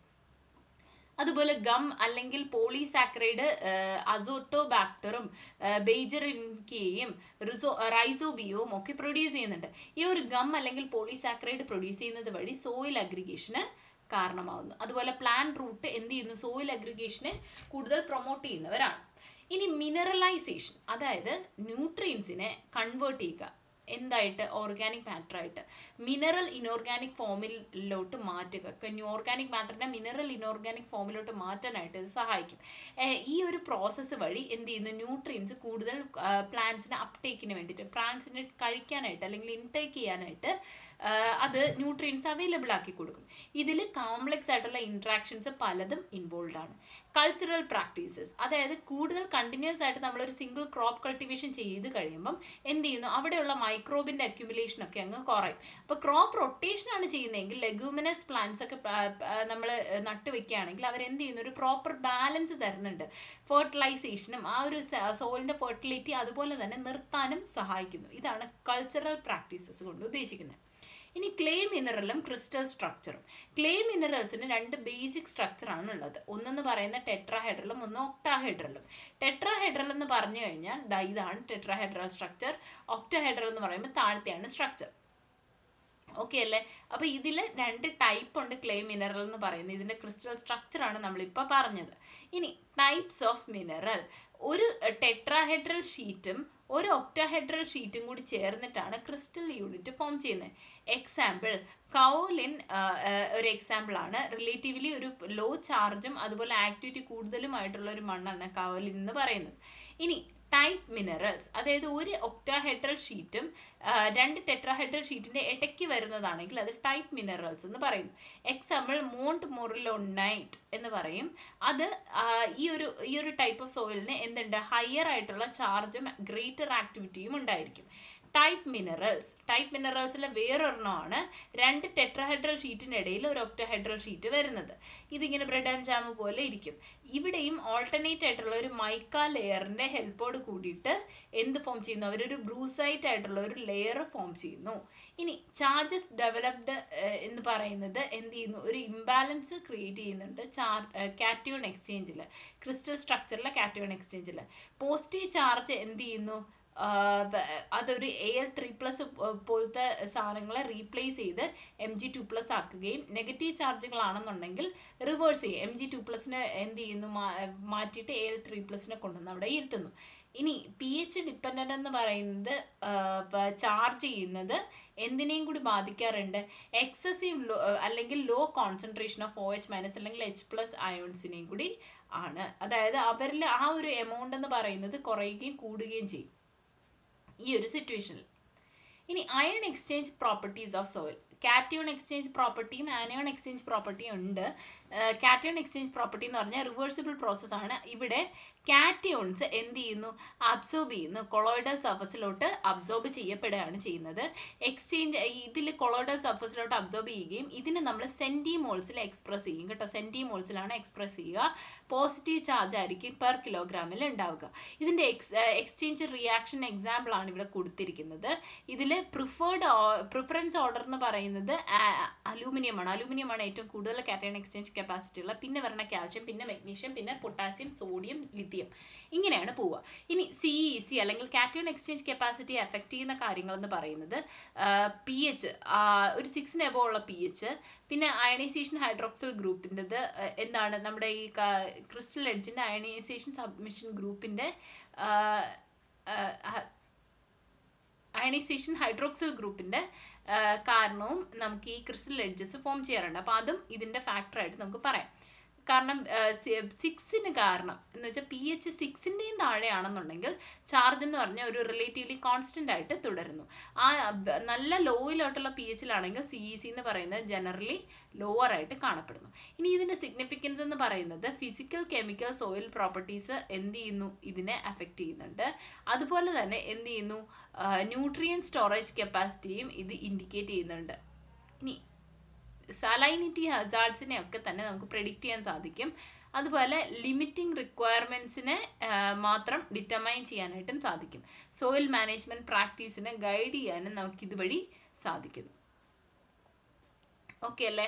അപ്പോൾ ഇത്രയേ ഉള്ളൂ നമ്മുടെ ചാപ്റ്റർ എന്ന് പറയുന്നത്. നമ്മുടെ ചാപ്റ്റർ സോയിൽ പാരാമീറ്റേഴ്സിനെ പറ്റിയിട്ടായിരുന്നു. അതിലൂടെ സോയിലിനെ എങ്ങനെയൊക്കെ നമുക്ക് മനസ്സിലാക്കാം, എങ്ങനെയൊക്കെ അതിൻ്റെ പോറസും കാര്യങ്ങളൊക്കെ എങ്ങനെയൊക്കെ മനസ്സിലാക്കാം, എങ്ങനെയൊക്കെ കാൽക്കുലേറ്റ് ചെയ്യാം, എങ്ങനെയൊക്കെ നമുക്ക് കണ്ടുപിടിക്കാം എന്നുള്ളതൊക്കെ ആയിരുന്നു നമ്മുടെ ഈ ഒരു വലിയൊരു ചാപ്റ്റർ എന്ന് പറയുന്നത്. എല്ലാവർക്കും മനസ്സിലായി എന്ന് വിശ്വസിക്കുന്നു. വീഡിയോ ഇഷ്ടപ്പെട്ടെങ്കിൽ തീർച്ചയായിട്ടും ലൈക്ക് ചെയ്യുക, ഷെയർ ചെയ്യുക, പിന്നെ സബ്സ്ക്രൈബ് ചെയ്യാൻ മറക്കരുത്. എങ്കിൽ മാത്രമേ നമ്മുടെ ബാക്കി കണ്ടൻസും കൂടി കിട്ടുകയുള്ളൂ. ഓക്കെ, അപ്പം സബ്സ്ക്രൈബ് ചെയ്യാൻ മറക്കരുത്.